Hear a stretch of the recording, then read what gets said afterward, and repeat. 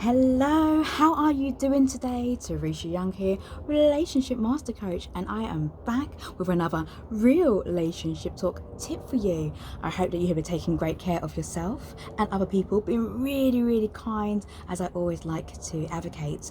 So for this week's relationship talk tip, I would like to share with you a message from Anna Grace Taylor's book, which I always like to do on a regular basis. It's the Messages of Grace, 111 Notes of Love and Guidance from Your Angels, Anna Grace Taylor.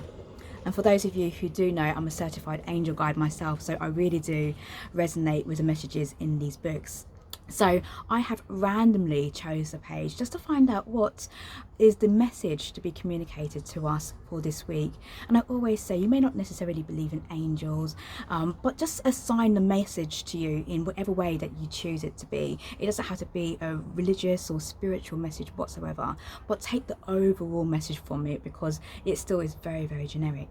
So the message that has opened up is number 91, your disappointments. Do not let past disappointments rule your decisions, wondering, what if that happens again? Ask yourself what you have learned from previous experiences that can support you now and let this experience be new. Be optimistic. Don't allow your past to squash your future.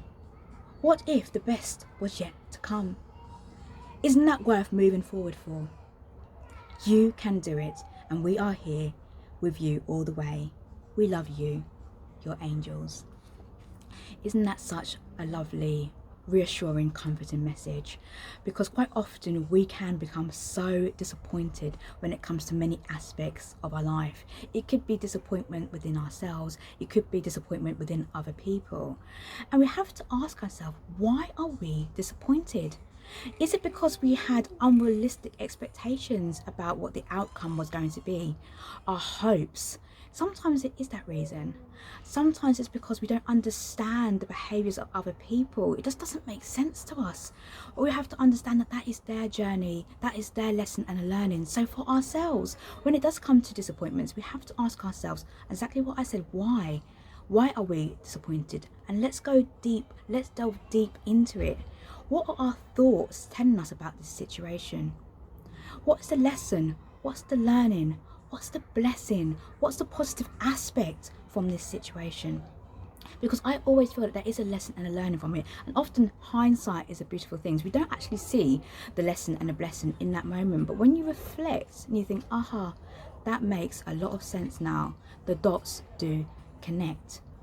So when it comes to our thoughts, often we are disappointed because we are thinking about it in a certain way. So how can we think differently? As I said, lessons, blessings, learnings, positive aspects. Now, quite often we can find that our thoughts can be quite intrusive. They can be unhealthy. They can be chaotic. And it's definitely in those moments where we can sit back and say, okay, so how can I think differently about this situation? Now, disappointment is a huge thing. There's so many reasons for us to be disappointed.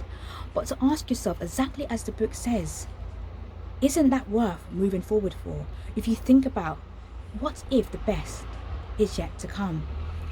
I often say that rejection or disappointment is God's protection. It's a beautiful redirection onto something bigger and better for ourselves.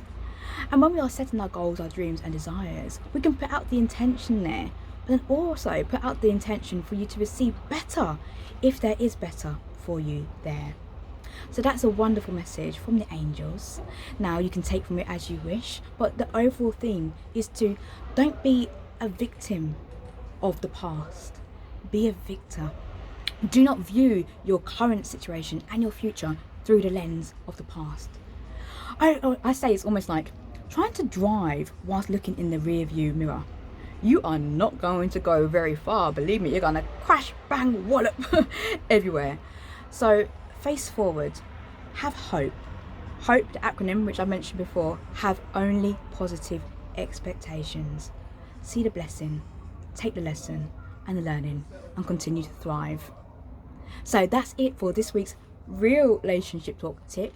I hope that you have found it valuable and beneficial and you have resonated with it in some way, shape or form. Until next week's relationship talk, take good care of yourself and other people, and I'm sending you lots of love as always.